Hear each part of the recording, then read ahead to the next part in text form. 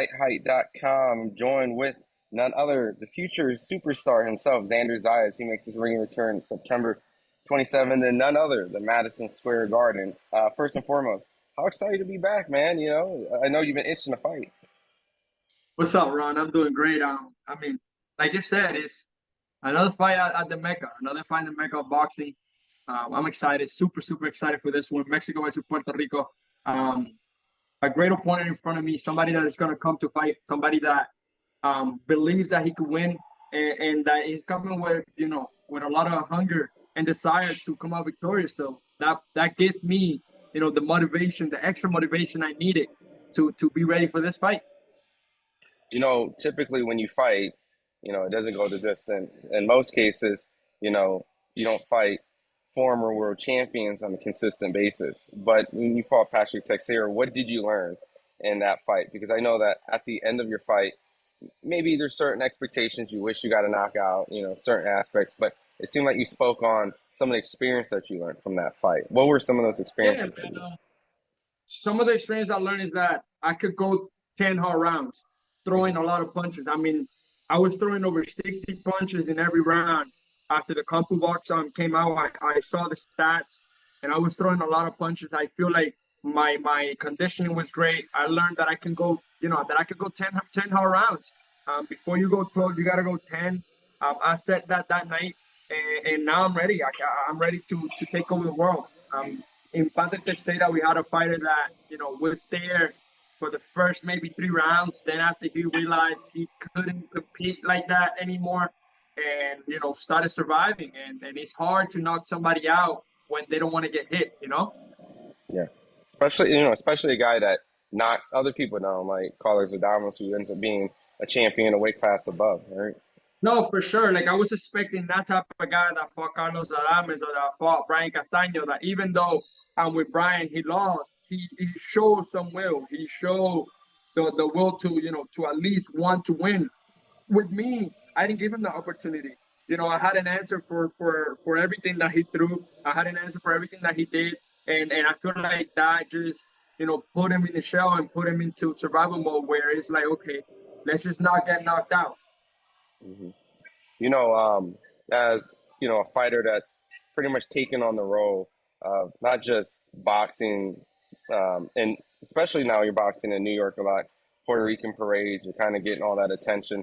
Did you feel, not saying that it affected your performance or anything like that, but did you feel any type of different type of like pressure? When you go from the amateurs, it feels different when you go pro because now you got different type of lights, different type of pressure. Yeah. Did that No, to be feel honest, I different? didn't. No, to be honest, I didn't feel any different. I feel like it was just another night in the Mecca of boxing. It was just as loud as when I fought there the first time, as when I was my first co-main event. It was extremely loud. I knew it was gonna be like that. Um, I didn't feel any different. I was calm, collected, and just try to be focused and listen to the corner. And I only ask that, not saying that, affect your performance. When I'm only asking that because you're ranked in the top, in 3 sanction bodies in the top 10. So essentially, maybe in a couple months or maybe in a year, the fights are now always going to be like main events and Oh, big for stuff like sure. that. Yes. Yeah, but I feel like that can only affect your mind when you let it. It's like anything in life. Anything can affect you once you let it get into your head and once you let it be a decision that makes you or break you. I don't let those things bother me. I was born to be here. I was born to be a boxing star and to be a great fighter. And that's what great fighters do.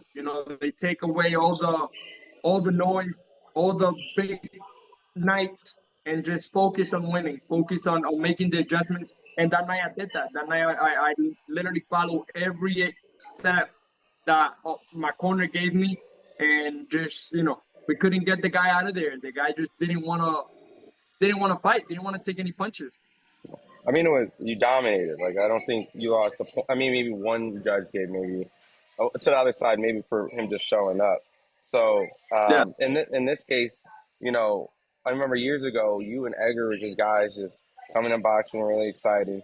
And now you guys are pretty much not saying just for boxing, but you feel that Puerto Rican, support. You and Edgar are now pretty much taking on the big roles. Edgar got a huge fight with Canelo, and Yes. I know that's like your brother in this instant. Is it just crazy and surreal now that seeing Edgar's going to be facing Canelo in all of this? Man, it's what we waited, what we worked for. It's what we worked for, and it's something that just makes you happy. It makes you happy. It makes me happy. That he's gotten that opportunity. He's been talking about it for so long. He's been, you know, seeing it for so long that now that it's finally here, I'm really happy for him. I'm really happy for his team that made it happen. And obviously, happy with Canelo too that he made it happen because you need two to tangle and be ready to fight. So I'm really excited for that one. I know there's been, and I know De La Hoya is just doing like trash talk and stuff like that. You being actually born from Puerto Rico, there's no difference. I even interviewed Danny Garcia. He's from Philly, but essentially there's no difference in as you're Puerto Rican, right? And this is a huge Puerto For Rican sure. versus I Mexican mean, rivalry. look at Amanda, look at Miguel Cotto. They were born outside of Puerto Rico, and they feel Puerto Rican. Puerto Rican love them. The same thing with Berlanga. I feel like it doesn't matter where you're born, as long as you feel that you're part of them, you're part of Puerto Rico, or you're part of Mexico, or whatever you feel like, people will embrace you. People will love you for that. And I know it's a biased pick, but Edgar Berlanga for the win against Canelo. It's a hard fight. It's a hard fight. I wouldn't say I have him as a favorite, but again, it's boxing. Anything can happen. He's a power puncher, and he could win the fight with a power puncher. If he has a flawless night, I do not see him winning the fight, but I wouldn't be surprised if he pulls out the victory. My last set of questions involves you. I know when you won your last fight, they were bringing up a lot of names. Virgil Ortiz specifically was brought up in your post conference, and seeing that he went toe to toe with Branchek, and the division's kind of sliding and changing. They also brought up Fedor. Do you see yourself kind of maybe having a big rivalry fight with either like Fedor or Virgil? Kind of how For Edgar, sure. going down. For sure, I feel like that's something that could probably happen in the near future, maybe a year from now. Now that Top Rank and Golden Boy are working a lot more, and that Turkish is involved now. I feel like that's something that could be made happen next year. Maybe a tournament between Golden Boy and Top Rank, or maybe they just want to do a fight between Puerto Rico and Mexico. They got the best Mexican at 154 with Belgium. They have the best Puerto Rican at 154 with me. So that's something that could definitely be made happen in the near future. No game plan reveals, but did you watch that fight with Virgil? He went down twice, got hit a lot. Some people Yeah. felt it was controversial.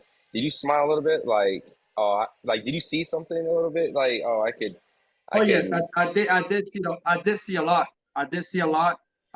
Something that I do got to give him. He got hard. He got hard. He got some big pair of, he got hit a couple times, and Okay. it was a couple times that I was like, oh, he's getting hit too much, and then he'll bite down and all right, let's bang, let's see who's the biggest man. Um, that's something that I gotta give him. I gotta give my take my hats out to him because he showed a lot of heart. Um, just I feel like sometimes being able to adjust could take you a lot further than just heart. You could have heart and you could be a warrior, and that's always great. But if you could be smart and just adjust and just listen to the corner, it's even better. I didn't feel like he did that fight. I mean, he started doing it in round 9 after taking all that punishment for all Mm-hmm. the other rounds. And they were giving him great instructions too.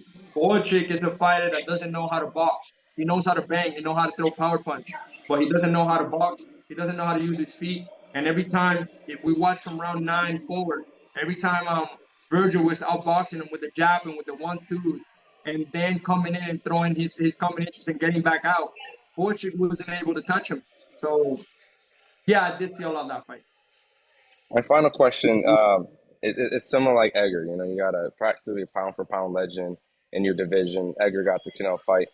Crawford came to 154. I know he's towards the end. He's looking for big fights and stuff like that. But if you had an opportunity to fight Crawford, or if it somehow becomes a mandatory defense that he elects, because you're climbing high in the WBO as well, um, would you be ready for a Terrence Crawford fight if Of that? course, of course, yes, definitely. I mean, he had a very good fight with Madrimov.